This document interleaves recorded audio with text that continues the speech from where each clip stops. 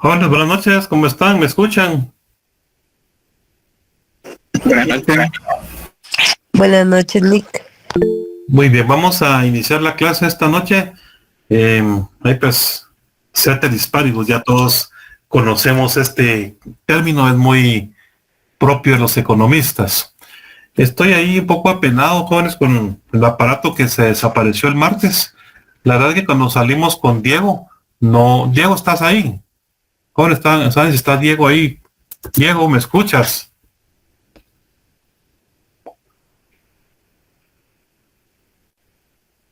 Deme un segundo.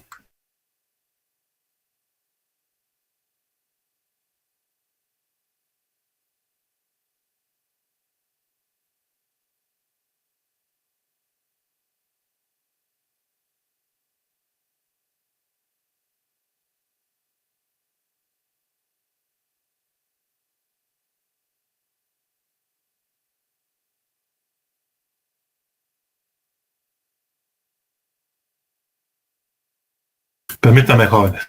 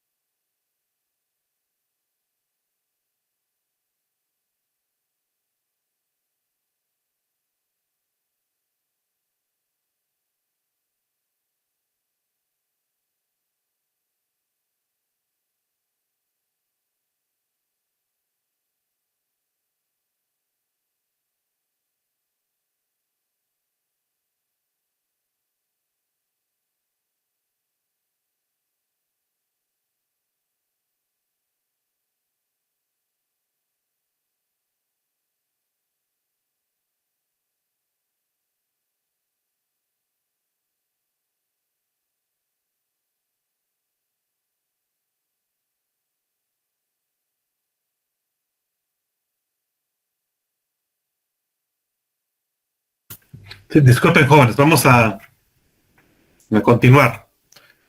Bueno, miren, esta noticia me llamó la atención porque es del sector real. Está relacionada, es directamente de China. La economía de China se desacelera, aunque las exportaciones siguen aumento. Perdón, miren, lo que les iba a comentar, miren, entiendo que hubo una computadora que se desapareció en la clase el día martes. ¿Es así, jóvenes? Sí, correcto, Nick. Miren, pues la verdad es que cuando salimos con Diego habían 3 personas, o sea, fueron 3 los que se quedaron de último, eran 2 compañeras y un compañero, entregaron ellos el examen y con Diego nos retiramos, no me di cuenta si había algo por ahí, no me di cuenta, no vi nada. Miren, es una pena que pase eso en la universidad, pero hay que tener cuidado con las cosas porque en la universidad pasa eso. A mí en el área común, una vez en lo que me cambié de salón, me robaron y nadie dijo nada, nadie vio nada, nadie se dio cuenta de nada, pero yo la verdad de que sí tengo mis reservas, pero igual tengan siempre cuidado, jóvenes, con sus cosas. Uno nunca sabe, entonces es mejor tener cuidado con sus cosas y yo por eso he sido partidario de que las clases, por lo menos en la parte práctica, sean virtuales, así como ahorita, ¿va? Porque si no, tenían que llevar su computadora a la U para hacer ejercicios, en fin, y eso pues tiene un montón de implicaciones. Entonces, pues bueno, es una pena, espero que aparezca o que se pase el rastro o algo de por ahí porque sí es muy delicado y es penoso que esas cosas pasen en la U. Bueno, con relación a la noticia, es de China. La economía de China se desacelera, aunque las exportaciones siguen en aumento. El gobierno atribuyó la desaceleración en parte a la guerra comercial con Estados Unidos. Es como una justificación, pero la economía china sufre del lastre de un desplome del valor inmobiliario que lleva ya 4 años. Entonces, cuando vemos la parte de la inversión, lo que es construcción y edificios, en el caso de China, eso es lo que ha estado ocasionando problemas. Muchas empresas se han visto inmersas en una frenética reducción de precios para intentar liquidar el exceso de inventario. Entonces, vemos nosotros de que en el caso de China, cuando bajan los precios, es un mal síntoma de la economía. Una deflación es un síntoma de que la economía, perdón joven, estoy llamando el director, permítame. Dile buenas noches, dígame. Sí, fíjese que permítame.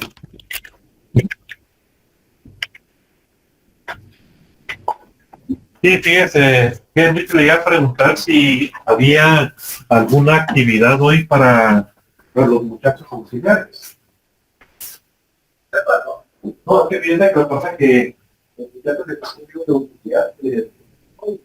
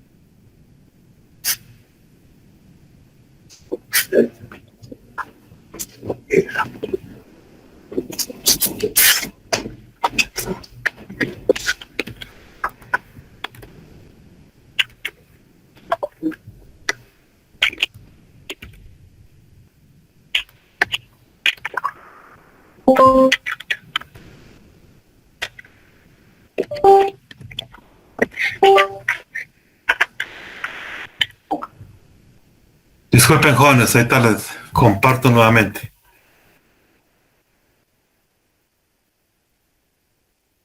Ahí estamos, ¿verdad? Entonces, les hablaba del caso de China y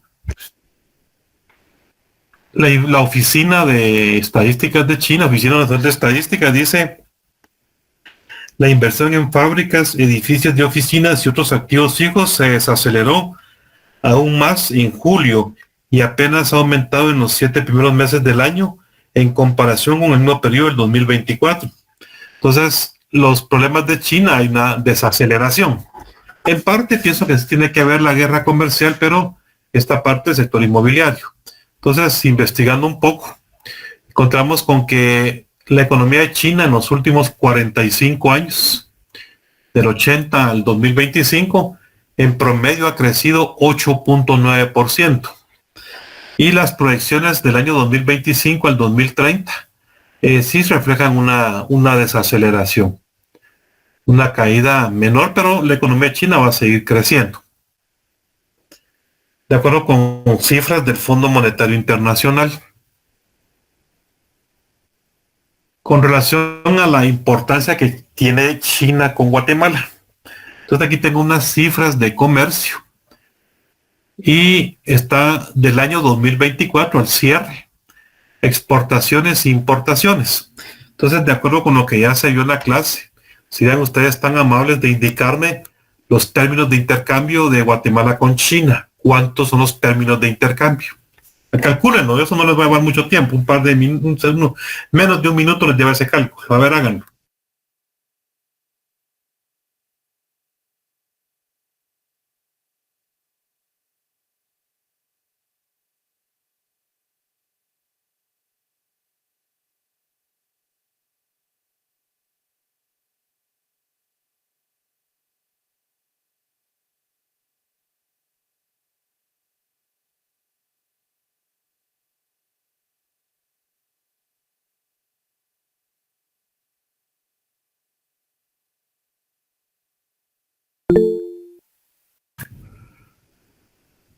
Cero punto cero noventa y dos. Digamos que 0.1. Podemos decir entonces de que por $1 que importamos de China, exportamos $0.01 hacia China. Tenemos términos de intercambio desfavorables.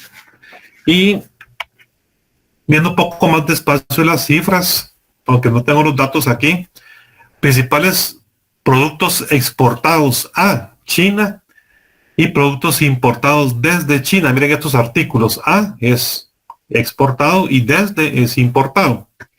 Todo lo que exportamos como país a China, principalmente aluminio, café, cobre, níquel, piedras y metales preciosos y plantas, semillas y frutas para uso médico y perfumería.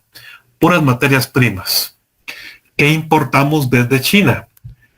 Hierro, lámina y alambre, manufacturas diversas, máquinas y aparatos mecánicos, materiales plásticos, materiales textiles, quizás las famosas llantas de los neumáticos. Yo hace un par de meses enllanté mi carro y anduve cotizando precios de llantas. Y las chinitas, así dice la gente, son baratas, pero son de mala calidad. Pero en el mercado hay bastantes llantas de origen chino. Productos de diversos de la industria química y vehículos y materiales de transporte. Entonces tenemos términos de intercambio desfavorables con China y esto es lo que principalmente trae Guatemala desde ese país. Y otro salón me preguntaron con relación al comercio que hay con Taiwán o con las relaciones diplomáticas. Miren, así a grandes rasgos. Cuando terminó la Segunda Guerra Mundial y entró el socialismo a China, los años 50. El gobierno de China, o lo que hicieron los del Partido Socialista, fue expulsar a toda la monarquía china a la isla Formosa, que es lo que se conoce ahora como la isla de Taiwán. Y Guatemala, antes de eso, tenía relaciones diplomáticas con la corona de China. Y hasta el día de hoy sigue teniendo las relaciones diplomáticas con la corona de China. ¿Alguien quiere unirse? Chingarme tan tarde. Y cómo se llama, nosotros seguimos teniendo relaciones diplomáticas con la corona. El Partido Socialista que tuvo la mayor parte de China, ellos a los países que tenían relaciones diplomáticas con Taiwán los condicionaron, o con Taiwán o con China, pero no con los dos. Actualmente en América Latina solo Paraguay y Guatemala tienen relaciones diplomáticas con Taiwán. Todos los países de la región ya se fueron con China. El primero de Centroamérica fue Costa Rica, luego Nicaragua por la filiación ideológica, El Salvador y ahora y el último Honduras. Solo Guatemala queda con Taiwán. Y yo lo escuché de un diplomático guatemalteco que decía de que seguimos con Taiwán porque nosotros hemos sido leales desde el principio. O sea, quienes tenían la representación principal y era China, era la monarquía, que es lo que ahora está en Taiwán. O sea, nosotros nunca rompimos con China, sino que ellos se separaron y ahora uno es mayor que el otro. Algo así fue como lo que explicó el diplomático. Bueno, hace un rato les llegó un libro en el chat, ¿verdad, jóvenes? Así es, licenciado. Bueno, entonces ustedes van a leer el capítulo 18 de ese libro para el próximo viernes 29 de agosto. Léanse el capítulo 18 del libro de Dorbush. novena edición. Entonces, para quienes ya tienen ese libro, pues ya lo leyeron, enhorabuena. Y para los que no, pues ahí para sus noches de insomnio de una semana, tienen ese capítulo 18 para leer. Y fíjense que de acuerdo con mis registros históricos, como el 20 de septiembre, tenía que ser 22, 23 de septiembre, es el segundo parcial. Entonces estamos casi que un mes tenemos para trabajar para el segundo parcial. Entonces el contenido va a ser un poco menos en el segundo parcial, pero aquí ya tenemos un poco de material, ¿verdad? Con este capítulo 18 del libro. Bueno, ahorita les voy a presentar un video. Es uno de mis economistas favoritos, un profesor de economía de mis favoritos, se llama Julián Pavón, es de la Universidad Complutense de Madrid. Entonces aquí les voy a presentar un video donde él explica desde la ecuación del PIB por el lado del gasto, pues las crisis económicas. Entonces, denme un segundo, ahorita se los comparto. Ahí ponen atención porque les voy a preguntar.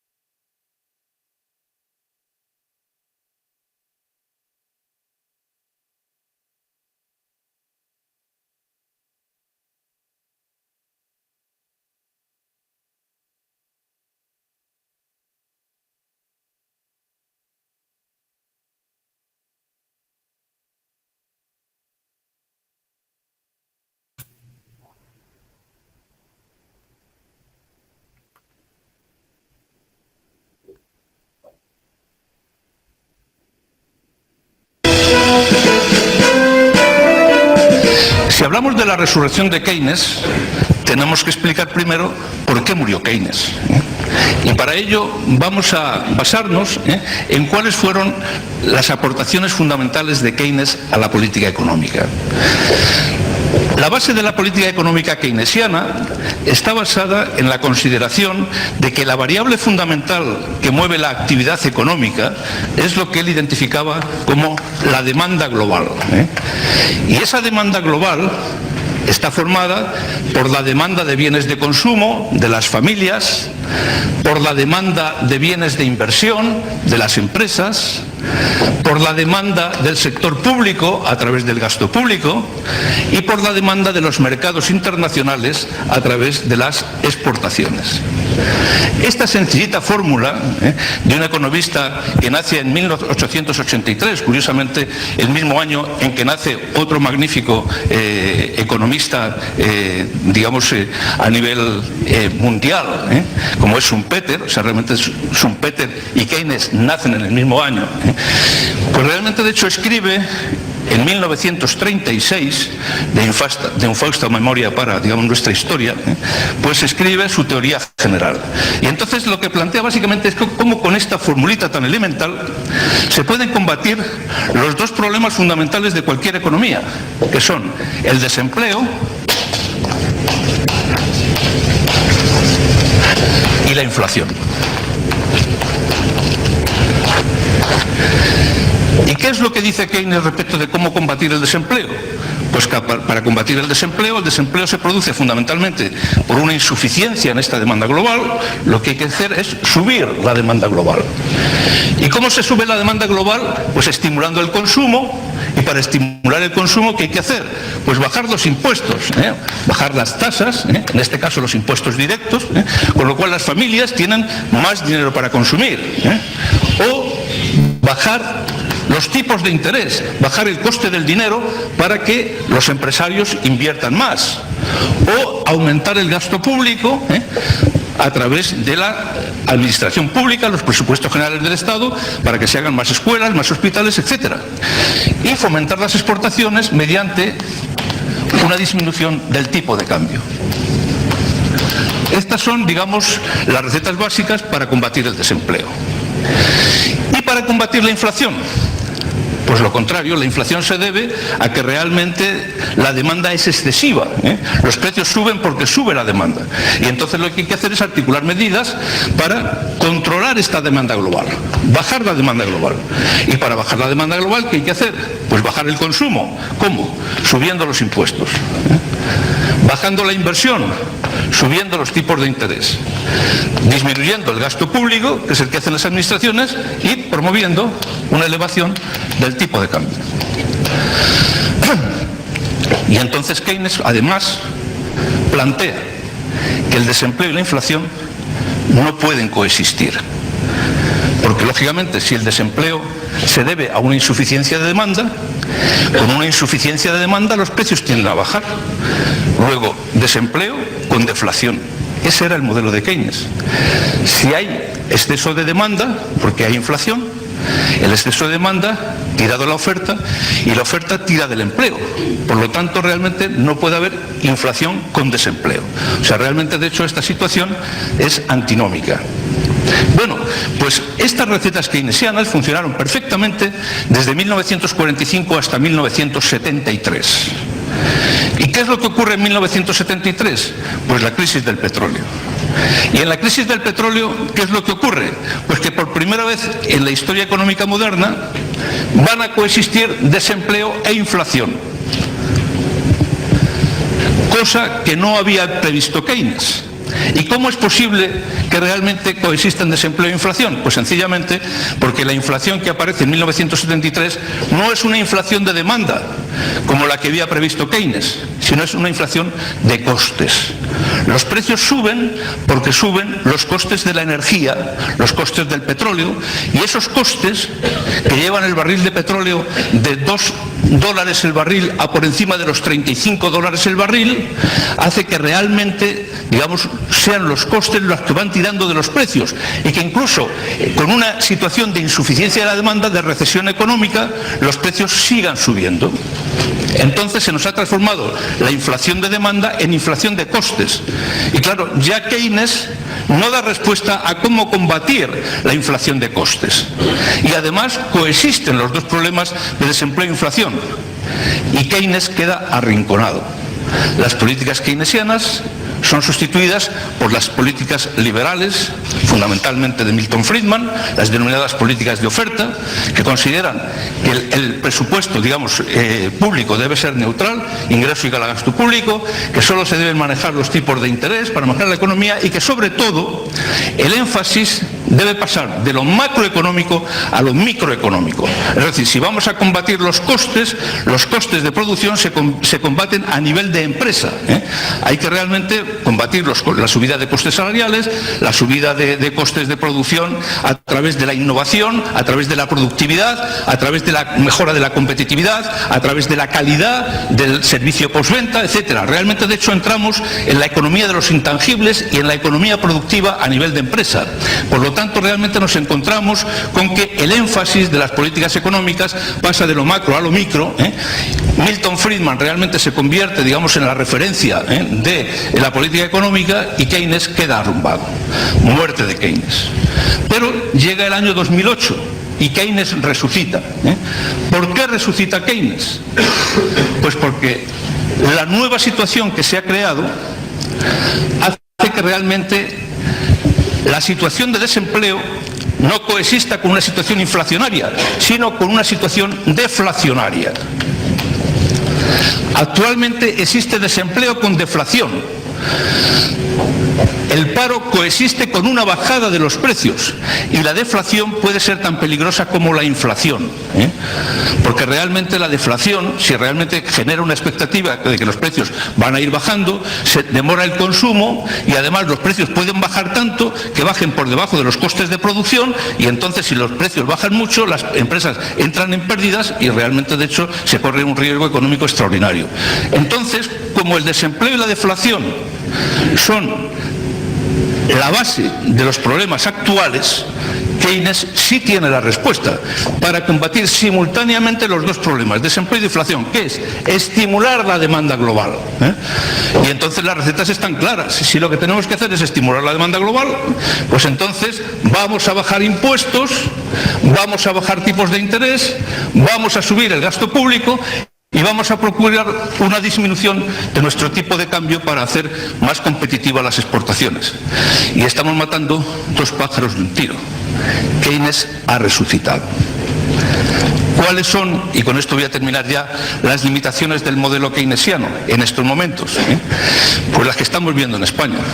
Que realmente no es lo mismo luchar como ocurría en la época anterior de Keynes, donde el problema fundamental era la inflación, porque durante los años 50 y 60 había una situación práctica de pleno empleo. Porque luchar contra la inflación exige medidas presupuestarias, como veis, de subida de impuestos y bajada del gasto público. Por lo tanto, realmente, de hecho, se trata de presupuestos restrictivos, disciplinar el gasto público y aumentar impuestos. No hay déficit público, no hay deuda pública. Sin embargo, si vamos a luchar contra el desempleo y la inflación, el problema está en que con la bajada de impuestos y la subida del gasto público estamos generando déficit público y deuda pública. Y además, en la situación actual, países como España, todos los integrantes de la Unión Europea, ya no pueden utilizar los instrumentos de política monetaria que utilizaba antes Keynes, porque ya España no tiene control ni sobre los tipos de interés ni sobre el tipo de cambio. Por lo tanto, los únicos instrumentos de política económica de que dispone en estos momentos un país de la Unión Europea son los instrumentos fiscales, impuestos y gasto público. Y claro, si realmente viéramos un mundo independiente y España no estuviera en el euro ni estuviera en la Unión Europea, pues posiblemente pudiéramos indefinidamente mantener una política de bajada de impuestos y subida del gasto público, aumentando el déficit y aumentando la deuda pública indefinidamente. Pero estamos en el euro y hemos firmado un pacto de estabilidad. Y esto supone que realmente, de hecho, la Unión Europea nos obliga a disciplinar nuestro gasto público y nuestra deuda pública. Y entonces realmente no podemos utilizar políticas expansivas desde el punto de vista fiscal indefinidamente. Y esto es lo que realmente el escenario en el que actualmente nos encontramos. O sea, desde el punto de vista del empleo, con un 20% prácticamente de desempleo, España necesitaría políticas expansivas sostenidas en el tiempo, con bajadas de impuestos y subida del gasto público para estimular la economía.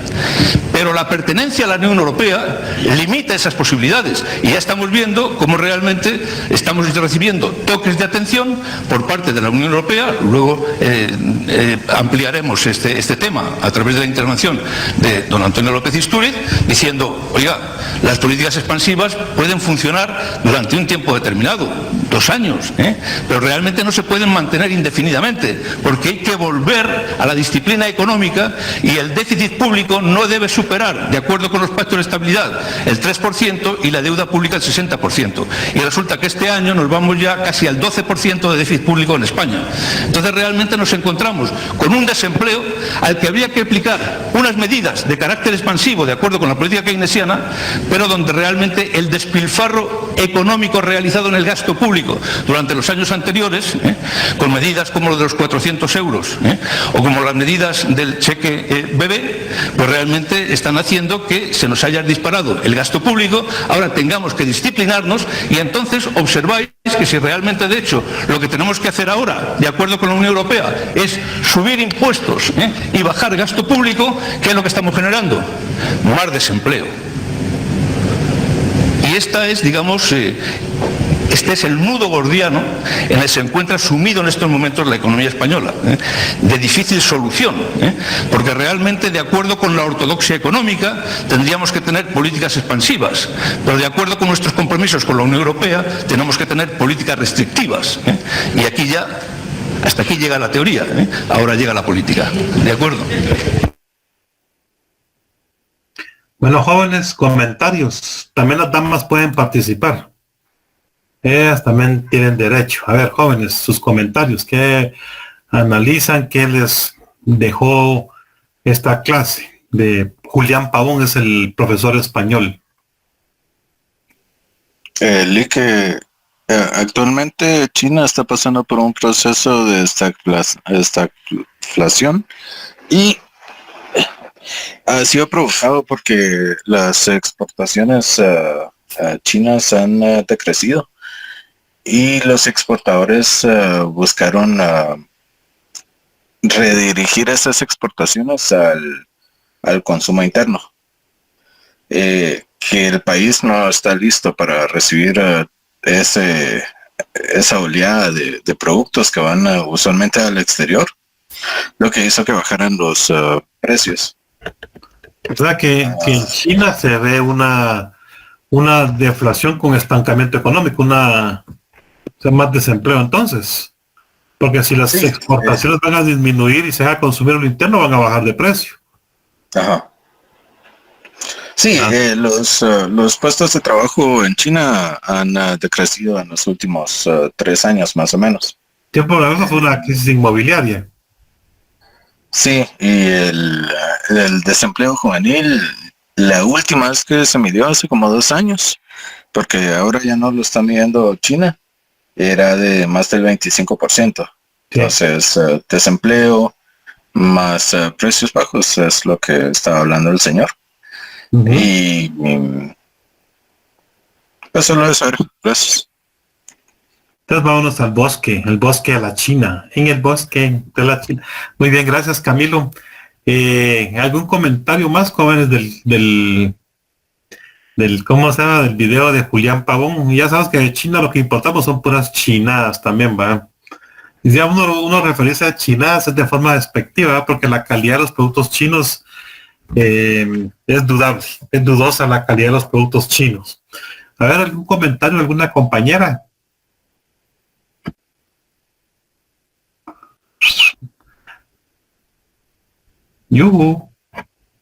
Miren, solo se me va a decir en otro salón. Yo no voy a recibir laboratorios y trabajos fuera de fecha. El día martes, delante de todo, yo le dije a Camilo que le recibía su laboratorio. Pensé que era el único que tenía el problema. Y yo lo hice porque él participa en la clase, siempre está atento, se conecta, asiste, en fin. Para mí es una persona que dije, bueno, se le olvidó y merece la pena que se les reciba algo. Después llegaron 5 personas. Entonces, con el dolor de mi alma, con las personas que son amables, atentas, que participan en clase, porque para mí eso es lo más importante, ya no voy a recibir, después de este martes que yo di la oportunidad, ya no voy a recibir trabajos después de la fecha. Si se entregó la fecha, qué bueno, y si no, no habrá prórroga, porque ahí resultaron 5 personas y todos se columpian. Entonces, con todo el respeto, Camilo, pero ya no voy a recibir después de este martes cosas atrasadas. Así que, jóvenes, si lo llevan y se les olvida entregarlo, sorry. Muy bien, ¿algún otro comentario? ¿Alguna compañera que quiera manifestar algo con relación al video? ¿O todo está cool? Tenía un compañero que decía coolísimo. Todo está coolísimo.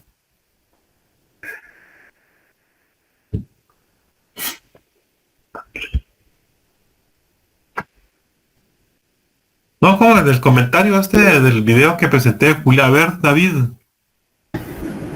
Licenciado, disculpe, solo una duda, así como en España, donde creo que ellos no tienen toda la autonomía de su política monetaria, porque creo que dependen del Banco Central Europeo, ¿qué pueden hacer en ese caso cuando necesitan ellos modificar su política fiscal o monetaria?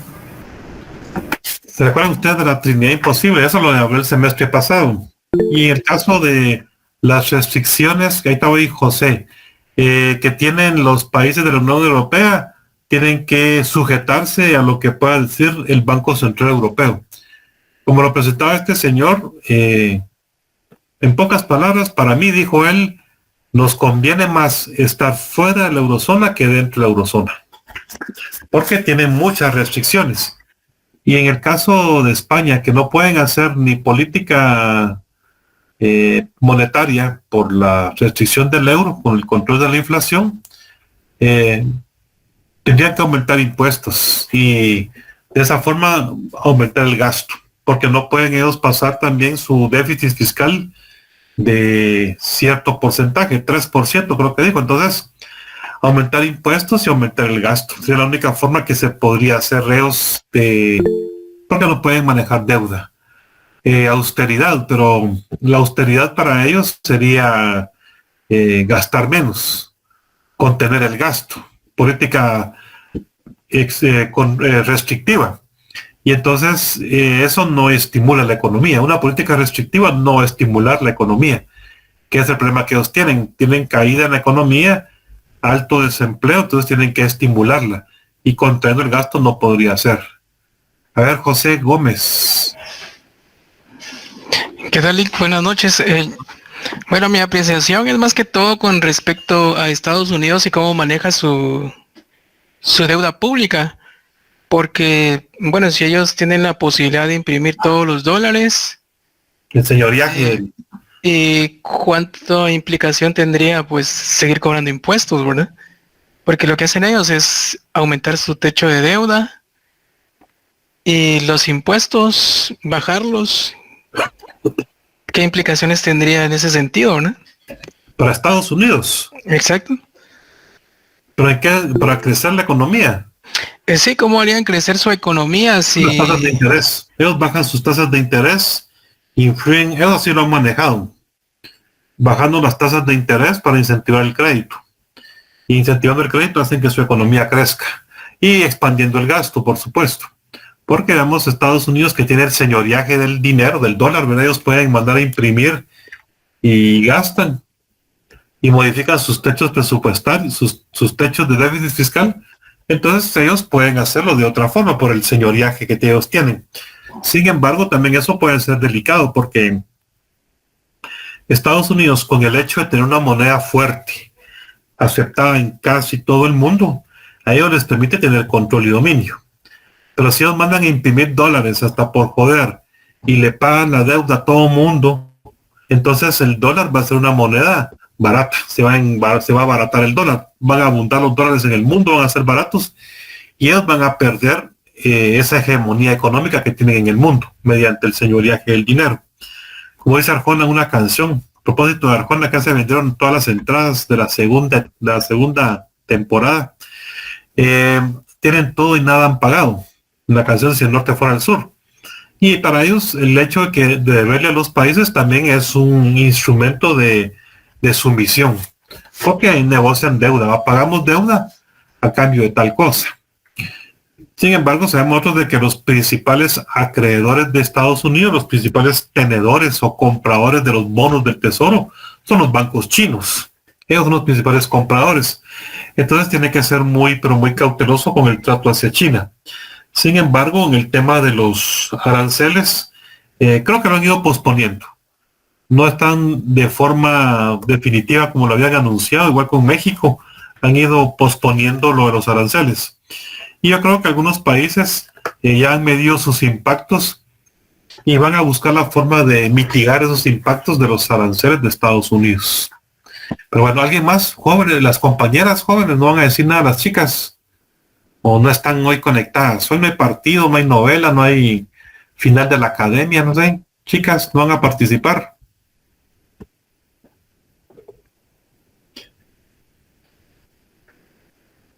A ver, compañeras. Estar aquí. Maeva, ¿quién es Maeva Hernández? ¿Está por ahí?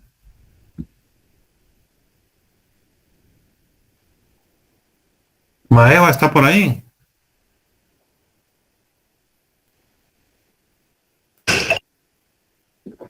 Muy bien.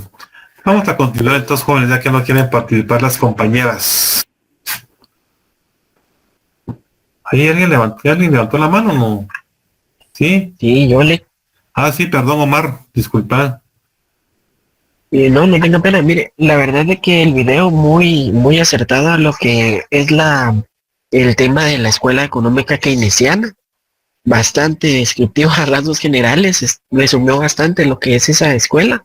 Y también estaba viendo algo curioso, que España, al igual que nosotros en Guatemala, bajo un sistema tan disciplinado como es la Unión Europea, está bien expuesto, porque algo curioso de España es de que ellos dependen mucho de externalidades. ya que su estructura económica no es así de avanzada como Alemania o Francia, que tienen un sistema bien desarrollado en temas tecnológicos y de alta capacidad al momento de generar un capital bien formado, ¿verdad? Y comparándolo con Guatemala, tenemos ese mismo nivel de exposición a las externalidades. Y creo que ahí entonces un sistema tan rígido o tan bueno como lo plantea la Unión Europea, ellos los está asfixiando. Entonces, es curioso ver cómo Guatemala entonces se equipara con ellos. Eso fue lo que me pareció bastante interesante el video.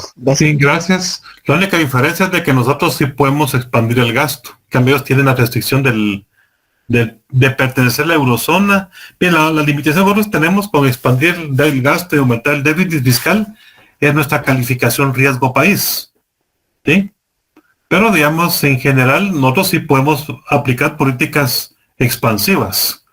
Ahora bien, miren, con este gobierno, el problema, si hablamos de gasto de gobierno, es que no han ejecutado. Ellos no tienen la capacidad de gestión, no tienen capacidad de ejecutar. Entonces ellos dicen, bueno, pues decir, aplicamos una política expansiva, pero si ellos no son buenos para gastar, no saben gastar. Y como lo he dicho en clase, a veces en el sector gobierno hay que saber gastar. Ahorita hablan de una modificación a la ley de contrataciones del Estado para aumentar los techos, de 90,000 pasarlo a 200,000, imagínense, ya, pues para compra directa. Pero bueno, ese es otro tema. A ver, Camilo. Creo que Augusto iba a hablar primero, Lick. No sé, Augusto. ¿Qué tal, licenciado? Sí, mire, yo quería exponer un tema. Estaba viendo yo, pues, he seguido de cerca esto de la situación política de México, ¿verdad? Desde Andrés Manuel López Obrador, desde que tomó el poder.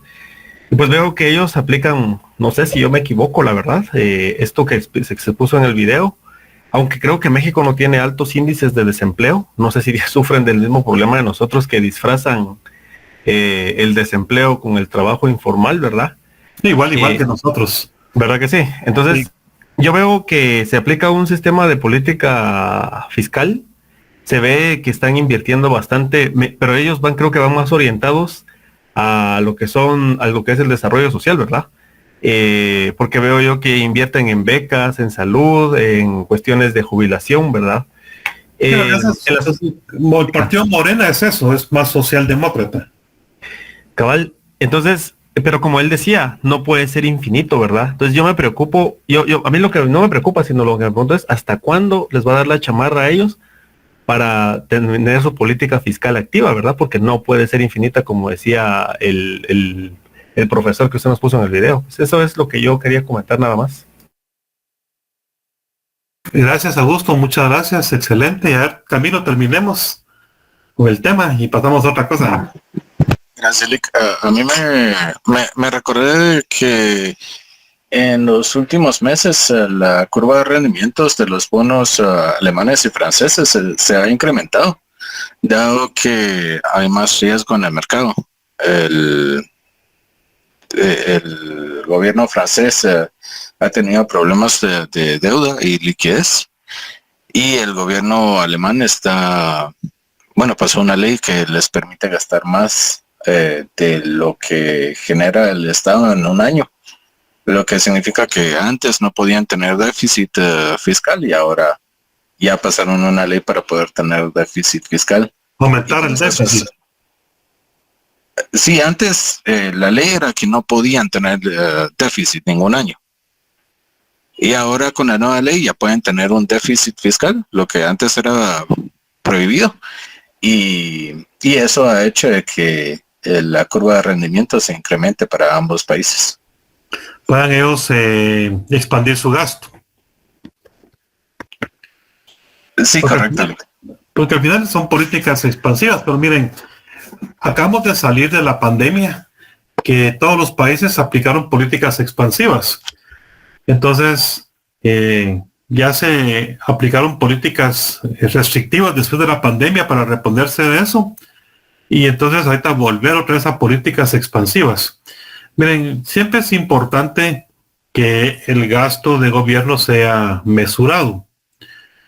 Y la disciplina fiscal. Porque se puede desvolver un desbarajuste, un desorden, y después una espiral inflacionaria, donde ya no se va a poder controlar por el exceso de dinero. O sea, el principal causante de inflación es el gobierno, porque el gobierno presiona el gasto y el Banco Central lo que hace es imprimir. Pero digamos, también hay un momento en que el ¿cómo se llama? La ejecución del gasto es bonito y es alegre para un político gastar, ¿verdad? Qué bonito es inaugurar, qué bonito es regalar sonrisas, todo eso, pero al final de cuentas todo eso tiene un costo y es un costo económico para la población. Entonces, siempre es manejable y siempre es importante, incluso la economía, ¿verdad? Sabemos otros que economía viene del oikonomía, que es administrar el hogar. Entonces igual, si nosotros, personas de a pie, sabemos de que gastando de una forma inapropiada vamos a tener problemas, igual un gobierno. Y yo pensaría de que tienen que seguir con políticas restrictivas a la mayor parte de países actualmente, porque con la pandemia, que fue hace 4 años, 5 años, no se ha recuperado totalmente la economía de los impactos de la pandemia. Entonces vinieron un par de años de restricción y ahorita otra vez expansión, indisciplina fiscal. Este gobierno actualmente, entiendo que el presupuesto 2025 y 2026 lo tiran a un déficit fiscal de arriba del 3%. Y para nosotros lo manejable siempre ha sido 2%. Porque, digamos, el déficit fiscal lo que hace es acumular deuda. Miren, la deuda es algo que no es un problema para Guatemala actualmente, no hemos caído en default, pero no quiere decir de que gastemos a manos llenas y de que hagamos y deshagamos. Creo que es muy importante la disciplina fiscal ante todo. Creo que siempre es muy importante eso. Bueno, ya que las compañeras no quisieron participar hoy, aportar su granito de arena, vamos a seguir con el tema que tengo para hoy, el multiplicador de la economía. Entonces, creo que lo comenté aquí con ustedes. Yo vivo aquí en Antigua, yo soy antigüeño y regresé hace 2 años, en el 2023 regresé a la Antigua, ya estoy jubilado y también me divorcié, entonces creo que todo venía incluido en el paquete y viviendo aquí en Antigua pues he conocido más personas, retomado amistades, en fin. Entonces una vez escuchaba yo una señora, me involucró en actividades de la iglesia también, yo vivo cerca de la iglesia de la Merced de la Antigua, entonces me involucró en algunos grupos y he trabajado, pero entonces para estar ocupado. Entonces una señora decía, es que yo no dependo del turismo, porque aquí en Antigua el 80-90% de la población depende del turismo, directa o indirectamente. Por ejemplo, alguien me decía, yo no dependo del turismo porque yo trabajo en un colegio de maestra. Y los papás de los niños de ese colegio, ¿a qué se dedican?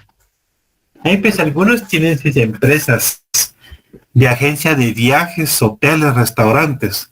Chica, dije yo, si el papá de ese güiro le baja el turismo, saca el güiro del colegio.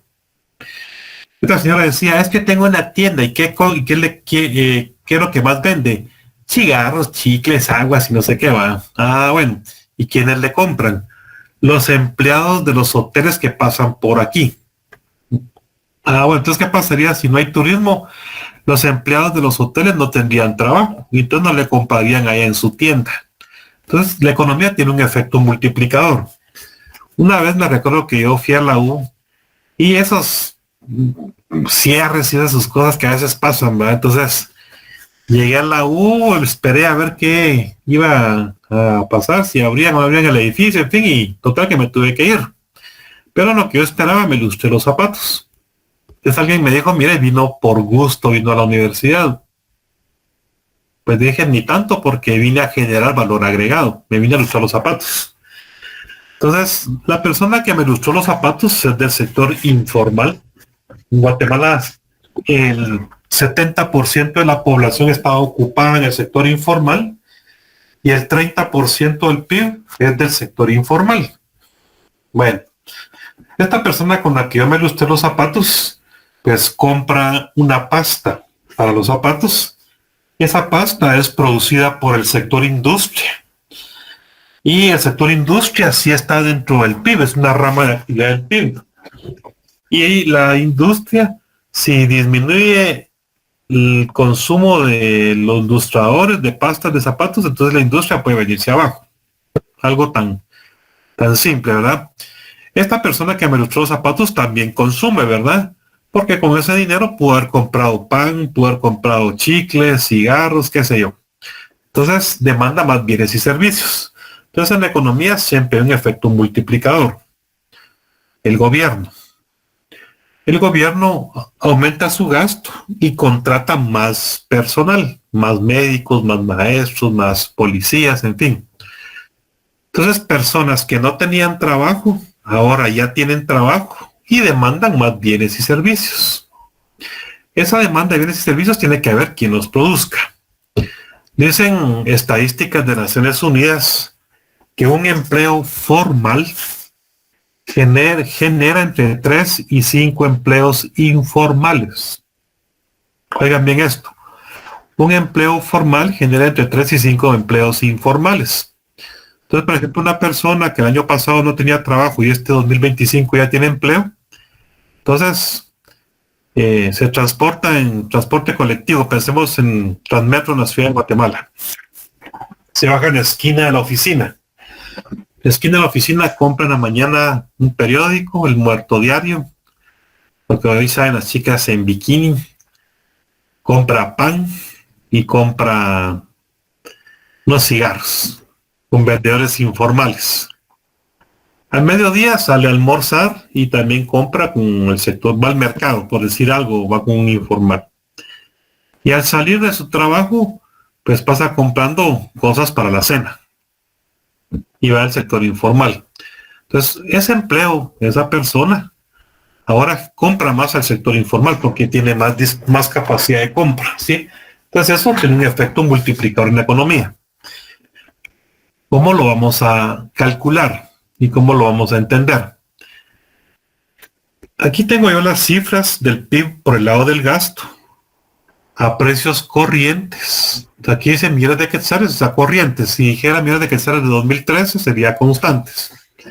Está a precios corrientes. Aquí tenemos del año 2013, que es la base del PIB, al 2024.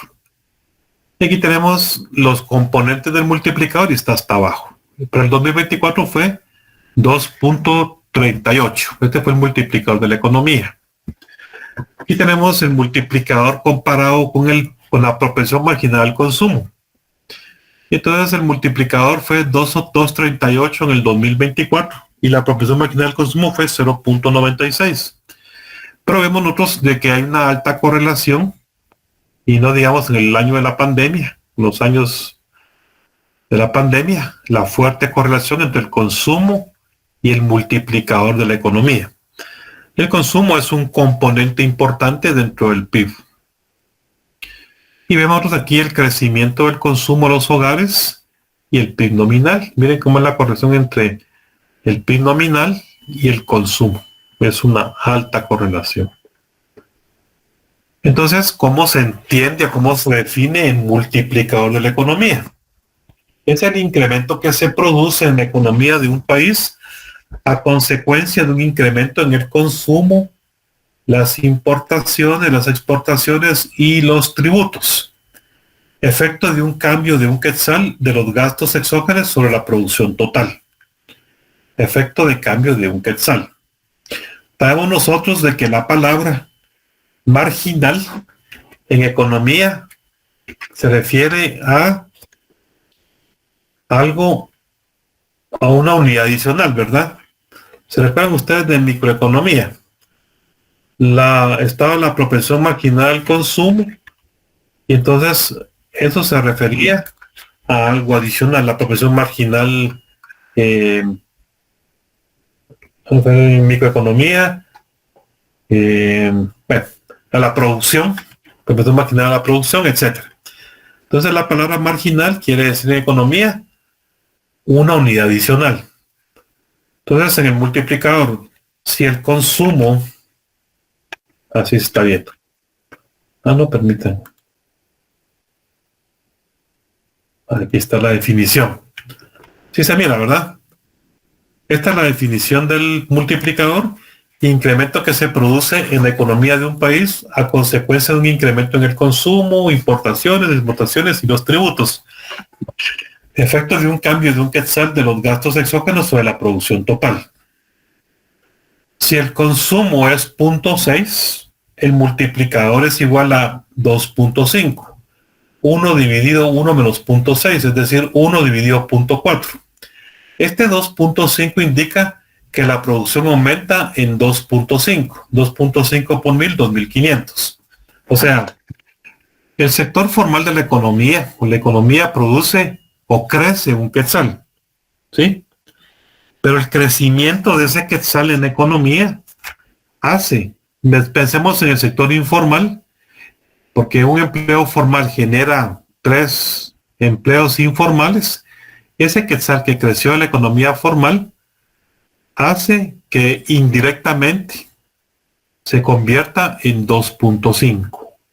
¿Estamos con esa definición del multiplicador? ¿Estamos claros?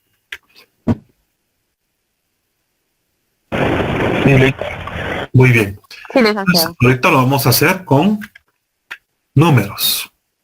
Aquí están las fórmulas. Miren, a mí no me gusta decirle, pero al final son conceptos, pero veamos cómo se integra el multiplicador. Dijimos que marginal quiere decir una unidad adicional. Entonces tenemos variaciones absolutas. Consumo 2023 menos consumo 2022 dividido PIB 2023 menos PIB 2022. Esta es una derivada. Yo cuando estaba estudiando matemática aplicada 1 o 2, no me recuerdo, de integrales y derivadas, me ponía nervioso. Al final esto es una derivada. Miren, variación de consumo dividido variación del PIB, de la propensión marginal al consumo. Lo que no se consume se ahorra. Entonces 1 menos la propensión marginal al consumo es la propensión marginal al ahorro. Propensión marginal a importar es lo mismo. Todos usamos variación del PIB. Variación de las importaciones, es decir, importaciones 2023 menos importaciones 2022 dividido PIB 2023 menos PIB 2022. Y ahí está la propensión marginal a importar, lo mismo a exportar y a tributar. Sabemos nosotros que los ingresos tributarios son los impuestos directos e indirectos. La sumatoria de estos impuestos se llama ingresos tributarios. Ya que tenemos todos esos componentes, integramos el consumo interno y luego el multiplicador de la economía. El consumo interno, propensión marginal al consumo menos propensión marginal a tributar, más propensión marginal a importar, más propensión marginal a exportar. La propensión marginal al consumo menos la sumatoria de estas 3 propensiones nos da el consumo interno. Y el multiplicador de la economía, 1 dividido 1 menos consumo interno, menos propensión marginal a exportar, menos propensión marginal a tributar, más propensión marginal a importar, obtenemos el multiplicador de la economía. Entonces, ¿ya tomaron las fotos de estos datos, de estas fórmulas? Sí. Esa es variación absoluta, Lick. Son variaciones absolutas. Gracias. Muy bien. Y estas para el consumo interno y el multiplicador de la economía. Entonces, algo que quiero decir. Aquí tenemos la información desde el año 2013.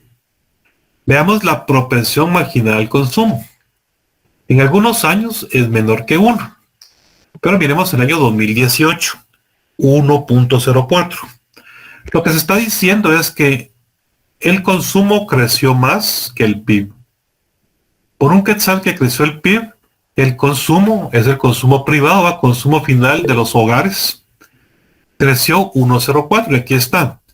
La variación del consumo 2018 menos 2017 nos dio 25.000. Y el PIB 2018 menos 2017 nos dio 24.000. Ahora de hacer la división nos dio 1.04. Estamos diciendo que el consumo creció más que el PIB. Y entonces, un quetzal que creció el PIB, el consumo creció 1.04, creció más. Cuando vemos un signo negativo, a veces nos da miedo. 2020. En el año 2020 lo que estamos diciendo es de que el consumo cayó y el PIB creció poco. Entonces, consumo 2020 menos 2019, 500 menos 504 nos da menos 3033. Y el PIB creció, miren, 600 menos 593. Entonces, a la hora de sacar la división nos da menos 0.49. Estamos diciendo que el consumo creció o cayó en una proporción menor que el producto. Miren, por eso nos da negativo. Y cuando nos da más de 1, que el consumo creció más que el PIB. Miren, que el consumo creció 74 y el PIB creció 68. Pero en el año 2024, el consumo creció 58 y el PIB creció 60. El PIB creció más. Por eso tenemos una propensión marginal al consumo menor que 1. En alguna ocasión, no me recuerdo cuándo, un auxiliar le decía a los muchachos que la propensión marginal al consumo no podía ser mayor que 1. Y acá la regadera y venían ahí necios, sea la gran puta, les tuve que sacar todo esto. Entonces miren, aquí estamos con cifras oficiales. Y ustedes pueden descargar esta información del Banco de Guatemala y hacer sus propios cálculos. Y sí les puede dar una propensión marginal al consumo mayor que 1. Sí les puede dar una propensión marginal al consumo en negativo. La cosa es cómo se interpreta. Y las demás propensiones marginales a importar, a exportar, a tributar, es la misma idea. Es lo mismo. Propensión marginal a exportar, aquí 0.06. Bueno, exportaciones 2024 menos exportaciones 2023 nos dio 3.890. Nos dio, vamos a ver, espérenme, aquí no lo tengo detallado, ¿ver? Nos dio 0.06. Estamos diciendo que las exportaciones crecieron menos que el PIB. Y por un quetzal que creció el PIB, las exportaciones crecieron 6 centavos. Eso. Y aquí con los tributos. Esta es la carga tributaria en pocas palabras, ¿ve? Punto 13. Los tributos crecieron, el PIB creció un quetzal y los tributos crecieron 13 centavos. Así es sencillo. Entonces, todos son los componentes para el multiplicador. Entonces, ya lo dijimos hace un momento, las propensiones. Tomaron foto de esto, el consumo interno y el multiplicador. Sí, licenciado. Eric, perdone. Te perdono. Le iba a preguntar esas propensiones, ¿en qué página las encontró? Perdone. Es que no sé en qué página podemos encontrarlas. No, es que miren, les voy a decir una cosa. Cuando yo di clases en administración de empresas, macroeconomía. Y fíjense que ahí tenía yo el dilema y la discusión del multiplicador. En realidad para los administradores no les interesa. Pero aquí en economía sí tiene que trabajar. Ahora bien, el multiplicador de la economía, siempre me han dicho, mire, esto es algo así como muy abstracto, como que esto es muy subjetivo. Y es más, yo no lo he visto en ninguna publicación del Banco Guatemala. Como que el Banco Guatemala venga y publique, miren, el multiplicador de la economía es tanto, fue 2.38 en el 2024 y una conferencia de prensa en la gran... No, ¿verdad? Y es un término que solo los economistas entendemos. Entonces, por eso yo, para ilustrarlo y para ir aterrizando con ustedes, les decía,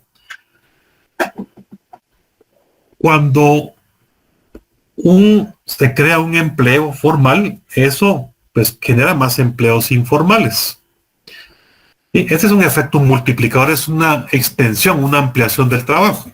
Entonces les decía, una persona que pasa comprando pan, que pasa comprando tortillas, un periódico, un cigarro, con un vendedor callejero, pues lo que está haciendo es generar empleos indirectos. También, ¿verdad? Entonces hay un efecto multiplicador en la economía. Podríamos decir también en pocas palabras que un quetzal que creció en el sector formal, con esta información, indirectamente va a hacer que la economía crezca 2.5 con la extensión o la ampliación del sector informal. Eso es lo que estoy diciendo. Hay un efecto multiplicador en la economía. Cuando ustedes consumen, están incidiendo en la economía. Usted se despierta en la mañana y lo primero que hace es encender la luz. Entonces, hay quien genera esa electricidad, cómo le transportan electricidad al contador de su casa, etcétera. Entonces, hay un efecto multiplicador. ¿Me explico? Entonces, igual pasa con este indicador de la economía, que es el multiplicador de la economía. Y dice este autor, 2.5 por 1000, 2.500. Un quetzal que creció el PIB, esto hizo el efecto multiplicador 2.500. Y entre nosotros vemos sus componentes, las importaciones, exportaciones, el consumo, los tributos, así como lo analizamos. No sé si con eso aclaro la inquietud, jóvenes. Estamos bien con la definición del indicador. Gracias, Lick. Mi siguiente duda sería en relación a la tabla que nos mostró. ¿Podría adelantar? ¿Cuál? ¿La qué? La tabla. Tabla. ¿Cuál tabla, muchachos? La siguiente, uno más. Esto. Pero más adelante. ¿Cuál, muchacha? Esa.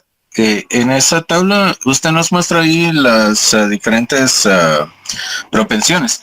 Esas propensiones, esa tabla, ¿usted la hizo o la encontró en alguna página de algún ministerio? No, yo la construí. Espera, te lo voy a enseñar. Okay. Deme un segundo. Fíjense, muchacha, que cuando yo estaba en la pandemia, fue la época en que más cuestionados fueron mis datos. Puta, toda la mara quería saber exactamente dónde había sacado la información, muchacha. No tengan pena, yo todo tengo respaldo. Aquí están, miren, este es el PIB. Lo pueden bajar de la página del Banco Guatemala, ya saben dónde, ¿verdad? Y si no me dicen. Aquí está la información del Banco Guatemala. Y por el lado del gasto, a precios corrientes. Aquí está desde el 2013, porque la base es 2013. Entonces aquí tengo todos los cálculos, miren, la proporción marginal al consumo. Esto, la ahorro, tributar, consumo interno, y aquí está, ¿ve? 2.38 fue el multiplicador para el año 2024. Aquí tengo toda la información tal y como la aparece en la página del Banco Guatemala. Y aquí ya lo puse a redondear a un decimal. Y ahí están todo. Está como que mi memoria de cálculo, ¿verdad? No sé si eso es lo que querían ver. Sí, eso quería saber porque tal vez en el futuro necesitamos esa información y quería saber si se podía descargar o había que construirla. Muchas gracias. Hay que construirla. Sí, yo la construí aquí mucha, pero no tengan pena que yo se los puedo compartir si lo editaran en algún futuro cerca. Y aquí tengo mis fórmulas y toda la onda, ¿verdad? Entonces, miren ustedes, ahí con la pandemia yo aprendí mucho con los estudiantes de que uno tiene que estar preparado y tener bases formales de sus datos y fuentes confiables. Bueno, a mí nunca me ha gustado, pues nunca me ha gustado dar paja, no es mi estilo, pero por lo menos si en ese tiempo pensaban que eran pajas, yo se lo demostraba con cifras y de dónde se sacaba la información, pero no hay pena. Entonces, ahí estamos ya el ejercicio, permítanme. Bueno, entonces, vamos a ver con las fórmulas. Aquí estamos. Espera.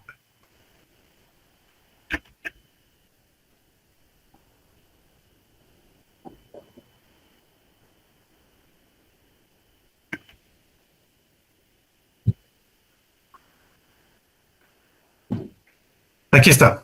Entonces aquí tenemos información del año 2022 y 2023. Tenemos, tómenle una foto. Están los datos del PIB y los ingresos tributarios los obtuve de otro lado, del Ministerio de Finanzas, y son la sumatoria de impuestos directos más indirectos. Entonces aquí está toda la información, 2023 y 2022. Y aquí ya tenemos las propensiones.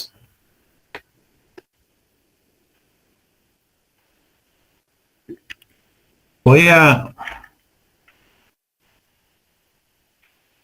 Perdón, ¿puede regresar a la anterior? Es que no puede copiarla bien. ¿Esto? Sí, esa. Gracias, perdón.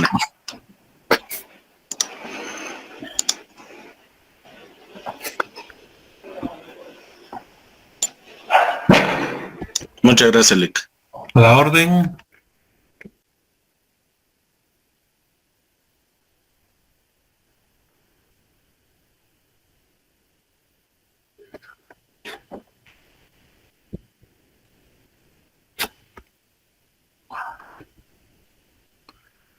Bueno, entonces, permítame, les voy a compartir esto en Excel y ahí lo vamos a ver despacio.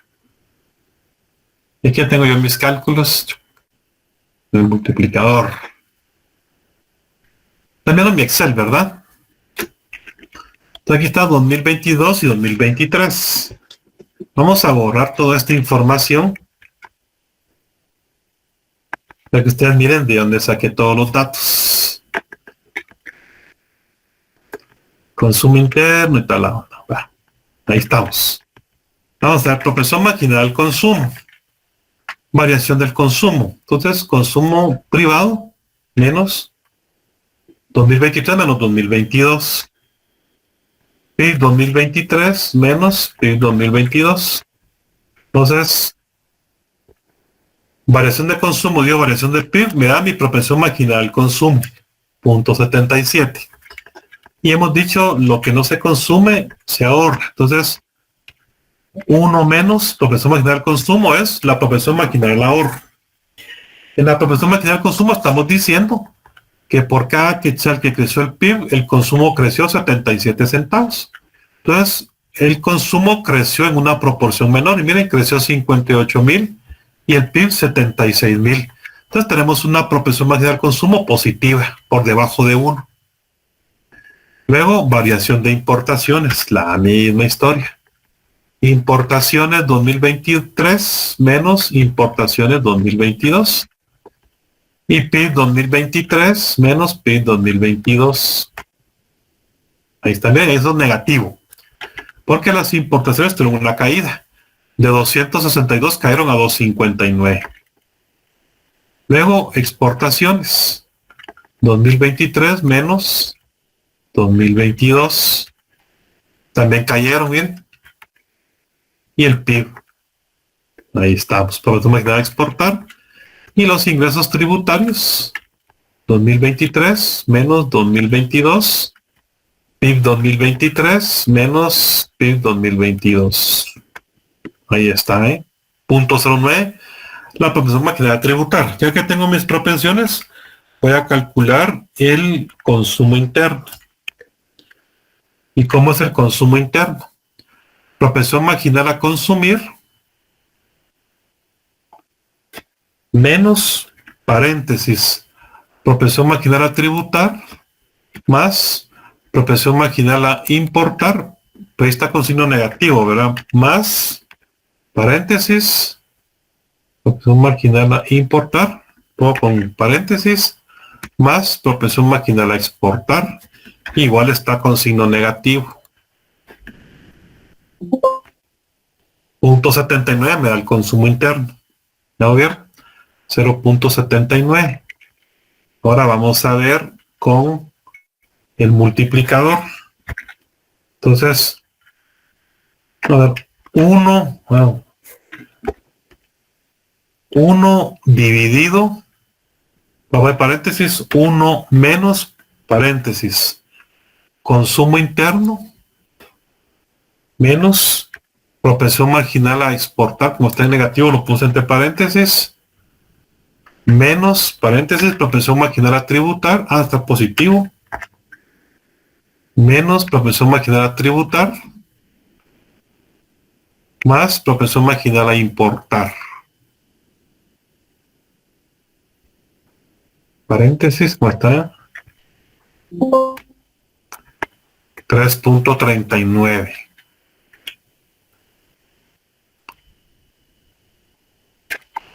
Dice que a mí me ha dado 3.45. No sé en qué fallé.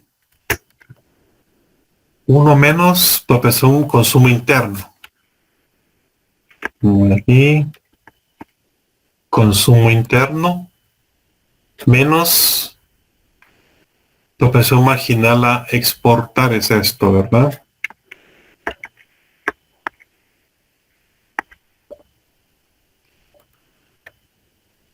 menos propensión marginal a tributar,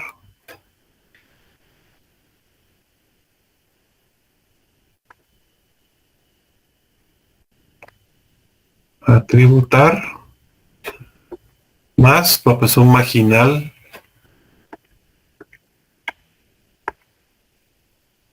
a tributar, dijimos, ¿verdad?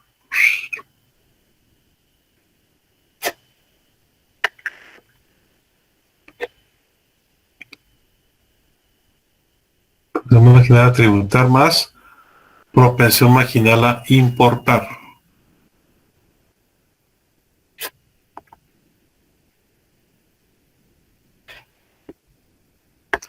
Me siendo 339, me voy a 345 con esos números.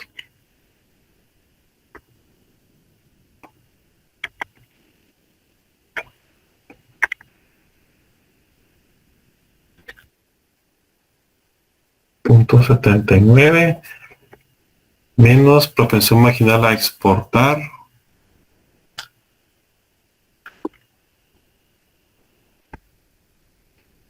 menos 339 menos propensión marginal a tributar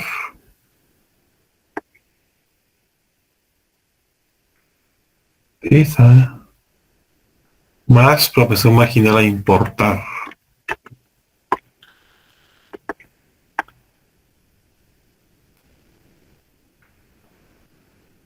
$3.39, entonces es $3.39 el resultado. Así, $3.39. .79. Aquí tenía algo. .79, .06.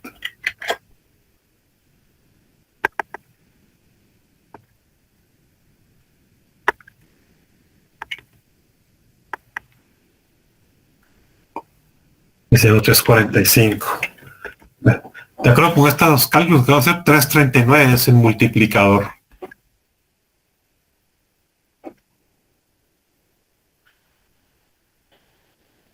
Entonces, por alguna aproximación.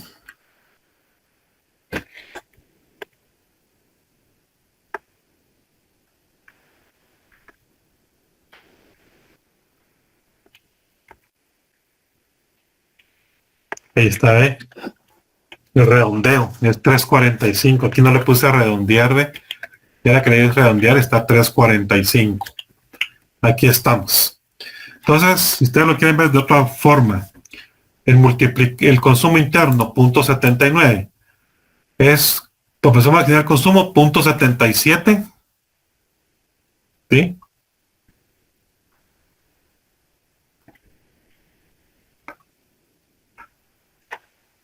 Menos, paréntesis, propensión marginal a tributar, que es .09, más propensión marginal a importar, que es negativo. Miren, como es negativo, más, y entre paréntesis lo puse en negativo. Igual con la propensión marginal a exportar, porque es negativo, más, y entre paréntesis lo puse en negativo. Este es el consumo interno. Y el multiplicador es 1 dividido 1 menos. Consumo interno 0.79 menos propensión marginal a exportar.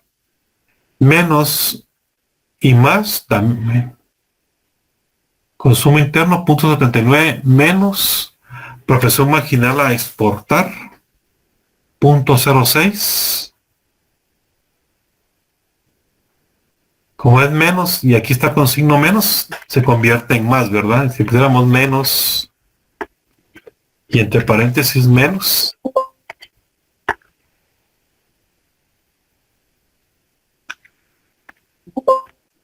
ahí está, menos, y está entre paréntesis con negativo. Luego, menos propensión marginal a tributar,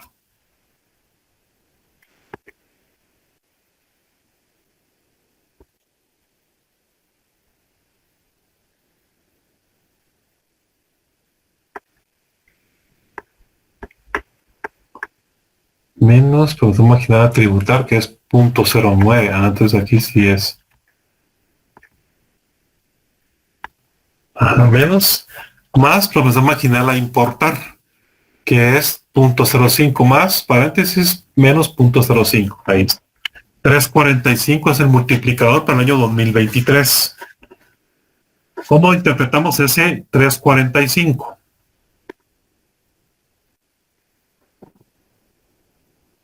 Que por cada unidad monetaria que ingrese al sistema se multiplicaría. Ajá, se multiplicaría en 3.45. Muy bien, se convierte en 3.45. Un quetzal de la economía, pensemos un quetzal del sector real, del sector formal, esto se convierte en 3.45 y a la hora de llegar al sector informal. Esto es lo que hace el multiplicador de la economía. Pero es algo que nosotros no miramos, o sea, es como un cálculo del efecto que podría tener.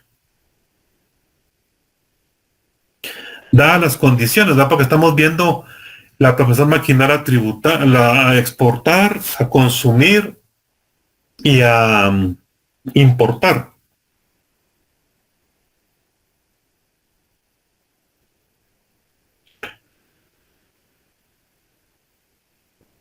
¿Alguna pregunta, alguna inquietud con el tema del multiplicador, jóvenes, compañeras?